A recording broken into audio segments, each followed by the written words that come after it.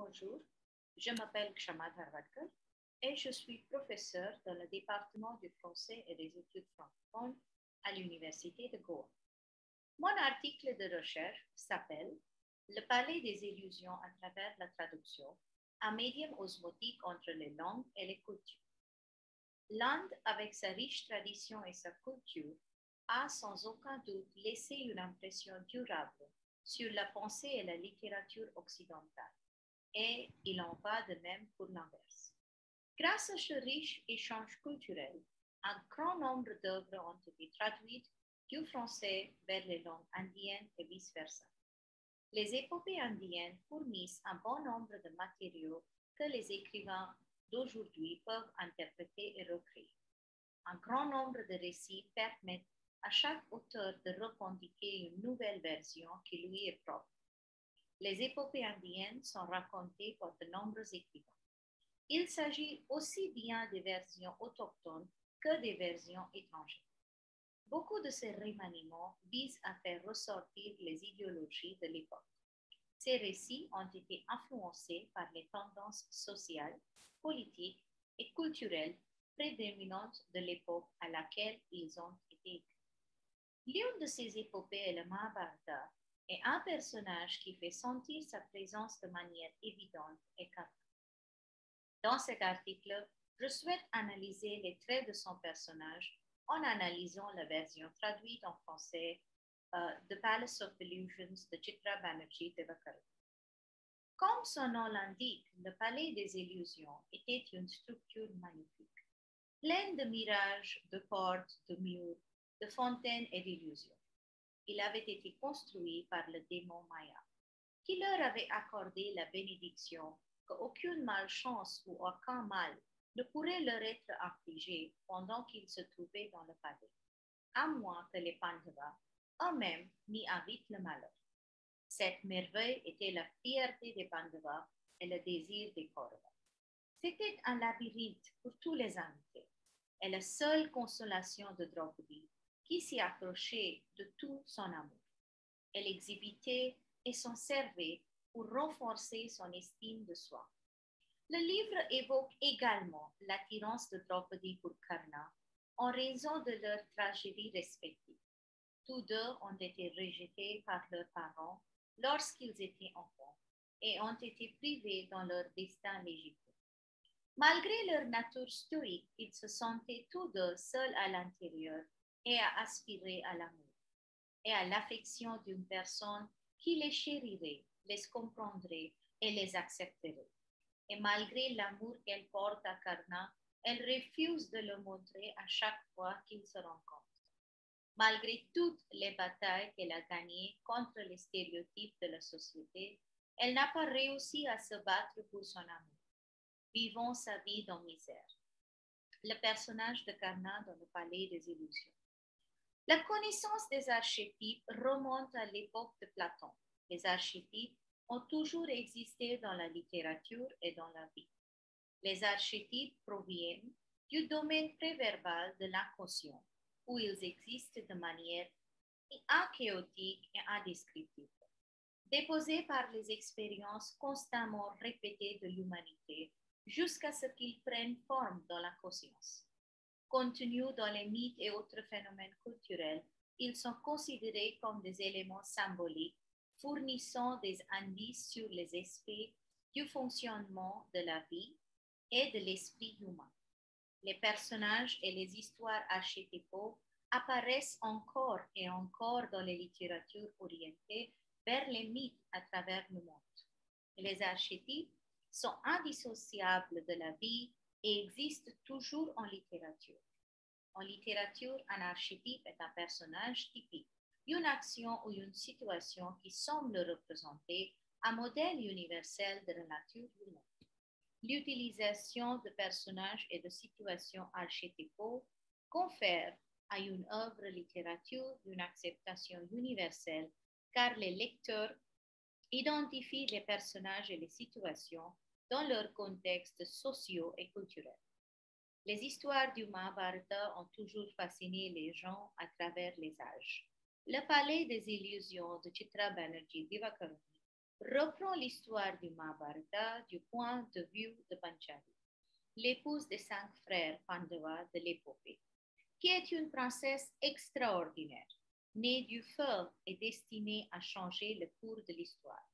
Située à une époque mythique où les vies des hommes et des dieux se croisaient encore, le roman nous ramène à une époque mi-historique, mi-mythique et entièrement magique.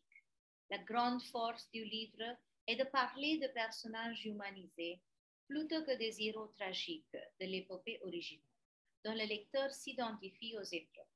Il offre également une lecture intéressante sous la forme d'une représentation fictive des questions postcoloniales de marginalité de genre, de race, de classe et de quête d'identité. Karna est l'un de ces personnages qui représente bien les difficultés humaines. Cet article tente d'expliquer comment l'intrigue de Karna émerge comme un archétype dans la traduction française de cette œuvre. La vie de Karna est marquée par plusieurs aspects de la biographie du héros archétypal, comme la conception miraculeuse et l'abandon dans un panier dans un rivière. En un sens, son rôle dans l'épopée est celui de l'ombre d'Arjuna, le véritable héros. Le destin de Karna est d'être sacrifié lors de la bataille finale contre Arjuna. C'est cette mort qui rappelle la nécessité des sacrifices, de la destruction ou la rédemption dans la vision du monde des hindous qui constitue la carte narrative du Mahabharata selon the Oxford Dictionary of Asian Myths. L'idée postcoloniale de classe, de caste et de marginalisation dans l'organisation sociale est représentée à travers le personnage de Karna. Ashish Nandi, l'un des premiers psychologues à avoir tenté d'explorer l'idée de masculinité dans le contexte indien, retrace l'impact de la colonisation britannique sur l'homme indien. Selon lui, avant la domination britannique, les rôles des sexes étaient beaucoup plus fluides et flexibles.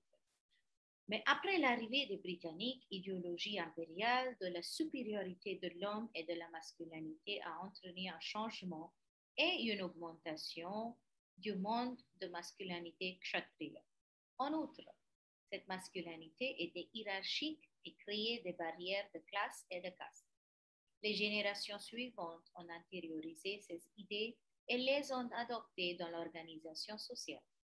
Ces deux positions, liées à la masculinité patriarcale, décrites par des sociologues comme Connell, selon lesquelles les hommes essayent de dominer non seulement les femmes, mais aussi les autres hommes, sont clairement exprimées dans le palais des illusions. Le clivage postcolonial de classe et de caste entre les groupes dominants et le groupe marginal est également dépeint dans le personnage de Karna. Bien que né de la princesse royale Kunti, il est abandonné à sa naissance par sa mère célibataire. Élevé dans la maison d'Adhirata, un conducteur de char appartenant à une classe inférieure, le désir de Karna de dépasser le clivage de classe ne se réalise pas, bien qu'il soit égal à Arjuna en termes de prouesse, de courage et de compétence. Il ne peut participer au concours de tir à l'arc organisé par Drupada pour épouser Draupadi, car il appartient à une caste et à une classe inférieure. Karna est victime du système de caste unique de la société indienne.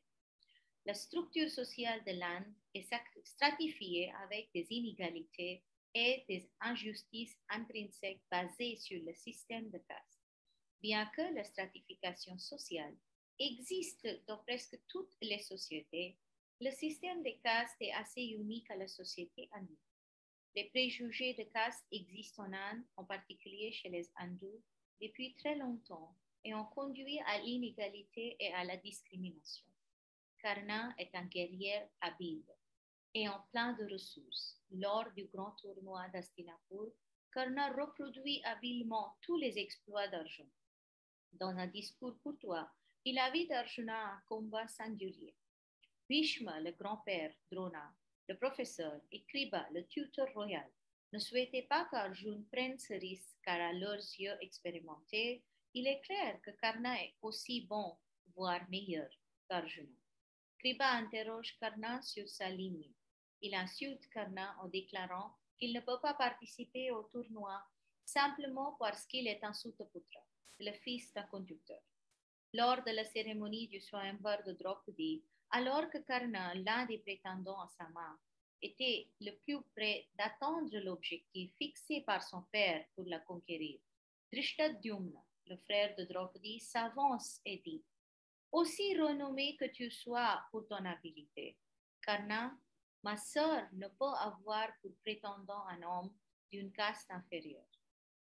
Draupadi a demandé avec mépris à Karna de lui dire le nom de son père, l'insultant assez gravement à la vue de tous les rois de Bharat. Les propos de Draupadi pour le décourager, en lui rappelant sa classe, sont typiques de l'idéologie coloniale qui place les femmes des classes supérieures au-dessus des hommes des classes inférieures. Dans la société fondée sur la classe et la caste, la marginalisation de Karna est dépeinte à la manière postcoloniale où la marge défie le centre. Karna tente de défier le pouvoir central dominant en essayant de se venger des Pandavas, qui gâchent ses rêves d'accomplissement personnel et réduit son identité en tant qu'individu. Karna représente la classe et la caste opprimée de la société indienne, où cette lutte pour le pouvoir est encore imminente à l'époque postcoloniale. Karna est un excellent exemple d'un individu tué, juste et courageux, mais qui a été condamné à cause de sa loyauté envers le méchant Duryodhana. L'affection aveugle de Karna pour Duryodhana l'a conduit, bien que sans le vouloir, à aider son cher ami dans toutes ses actions immorales et injustes contre les Pandavas. Il était conscient des plans malveillants de Duryodhana contre eux. Il était également conscient de sa propre chute imminente pour avoir aidé le mal contre le bien. Il a donné sa vie au nom de l'amitié tout en se battant contre ses propres pères. Duryodhana était aussi cher à Karna que sa propre vie. Ils étaient deux corps, mais une seule âme. Quand les autres insultaient Karna en le traitant de fils de charretier, seul Duryodhana le traitait comme son égal. Il dit: Un héros est un héros, quelle que soit sa caste. L'aptitude est plus importante que le hasard de la naissance. Il fit de Karna le roi du royaume d'Anga. Karna avait donc beaucoup d'estime et d'amitié pour lui. Karna l'embrasse avec ferveur et dit: Je n'oublierai jamais votre générosité. Vous avez sauvé mon honneur. La terre peut se briser, mais je ne t'abandonnerai pas. À partir de ce moment, tes amis sont mes amis et tes ennemis sont mes ennemis les plus amers. Lorsque Karna est allé rencontrer de Bhishma sur son lit de flèches sur le champ de bataille, Bhishma le supplia de rejoindre ses frères. Mais Karna secoua la tête et a dit: Non. Il était trop tard au moment où Kripa m'a insulté en déclarant que je ne pouvais pas participer au tournoi. Et Duryodhana m'a sauvé en me donnant un royaume. Il s'est tenu à mes côtés quand tout le monde était contre moi. J'ai mangé son sel, je ne peux pas l'abandonner. Il pense que la dette du sel ne peut être remboursée que par le sang. Dans la guerre de Kurukshetra, Bhishma est nommé commandant de l'armée de Kaurava. Mais au motif que Karna avait humilié Draupadi et manqué de respect à son gourou Parshuram, Bhishma refusa de le prendre dans l'armée des Kaurava. Sachant que Bhishma était le guerrier le plus expérimenté, Karna avait accepté par égard pour son ami, mais avec une grande colère, car c'était la guerre pour laquelle il s'était préparé toute sa vie. La vérité est que Bhishma connaissait secrètement la lignée de Karna et ne voulait donc pas qu'il combatte ses propres pères. Il dit à Karna: Je n'ai jamais été vraiment en colère contre toi. Je t'ai seulement châtié pour ton propre bien et parce que tu as encouragé les mauvaises ambitions de Duryodhana. Les femmes ne sont pas les seules à sauvegarder les secrets inavoués. Après avoir entendu la conversation entre Karna et Bhishma sur le lit de flèches à propos de la filiation de Karna et avoir été témoin de l'offre de Draupadi faite par Kunti à Karna pour qu'il passe du côté des Pandavas et de l'aveu de son désir pour Draupadi, Draupadi a pu se lier à Kunti. J'ai découvert que par une osmose inexplicable, le secret de Kunti était devenu mon secret. Moi aussi, je le garderai maintenant. L'amour secret de Draupadi pour Karna est présent tout au long du récit. Le duel entre la loyauté et le désir en elle sature les pages du palais des illusions. Elle admet que bien qu'elle soit une bonne épouse, elle n'aime pas Bhim comme il voudrait être aimé, ni aucun de ses maris, car aucun d'entre eux n'a le pouvoir de l'agiter comme le fait le simple souvenir de Karna. Vivakaruni n'a aucune inhibition lorsqu'elle entend le secret du cœur d'une femme en jetant aux orties les enceintes patriarcales, et à l'heure de sa mort, elle fait en sorte que Draupadi pense à Karna plutôt qu'à ses maris. Même Draupadi se demande si elle n'a pas fait le mauvais choix lors du Swayamvar. Elle termine son récit sur une note puissante. Je suis flottante, expansive et insaisissable, mais je l'ai toujours été seulement, je ne l'ai jamais su. Je suis au-delà du nom, du sexe et des modèles d'emprisonnement de l'ego. Et pourtant, pour la première fois, je suis vraiment Panchali. Je tombe en autre main vers Karna, comme c'est surprenant de voir la solidité de l'étreinte. Au-dessus de nous, notre palais nous attend. Le seul dont je n'ai jamais eu besoin. Ces murs sont l'espace, son sol et le ciel. Son centre est partout. Nous nous élevons. Les formes s'agglutent autour de nous pour nous accueillir. Se dissolvant, se formant et se dissolvant à nouveau comme des lucioles dans un soir d'été. Chitra Divakaruni a présenté Karna comme un individu enlisé dans les circonstances. Il appartient à ce que Frey appelle l'archétype de l'homme fâle. Elle a dépeint sa vie comme l'histoire d'un échec continuel. Il souffrait de la honte de légitimité. Il était sujet au ridicule et à l'humiliation. Il est l'homme déraciné en quête d'une identité.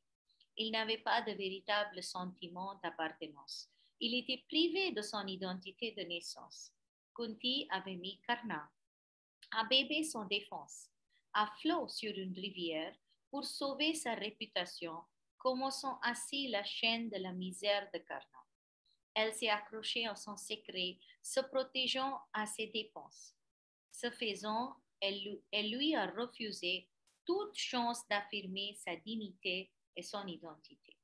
Au moment de la Grande Guerre, elle lui a révélé le secret, non pas par souci de lui, mais simplement pour sauver ses 5 autres fils. Karna pensait que sa connaissance du secret aurait fait toute la différence. En cachant sa naissance et son identité, Kunti a causé des dommages psychologiques plus profonds et cachés à Karna.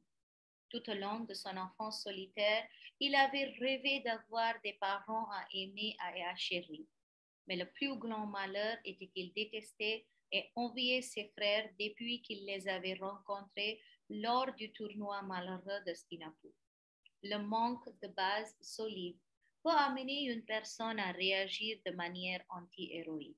Mais Karna reste un brave héros, un esprit courageux qui a bravé les obstacles toute sa vie et est mort avec un courage, une valeur et un honneur terrible. La dignité avec laquelle il a mené sa vie fait de lui un héros préféré de tous. Ainsi, Chitra Divakaruni a recréé Karna en tant qu'archétype afin de passer en revue les problèmes socioculturels tels que la discrimination et la marginalisation des castes qui continuent d'exister depuis l'époque épique jusqu'à nos jours. On peut dire qu'à travers l'archétype de Karna, Divakaruni a mis l'accent sur certaines pratiques sociales dominantes. Karna souffre beaucoup du système de caste existant, de l'injustice sociale et de l'exploitation. Le système rigide des castes en Inde a créé des inégalités et des injustices sociales. Karna s'est vu refuser la possibilité d'apprendre les arts martiaux en raison de sa marginalisation sociale. Tout au long du roman, il reste passif et inactif en raison de la pression, de l'inégalité sociale, de la discrimination des castes et de la marginalisation sociale. Merci beaucoup.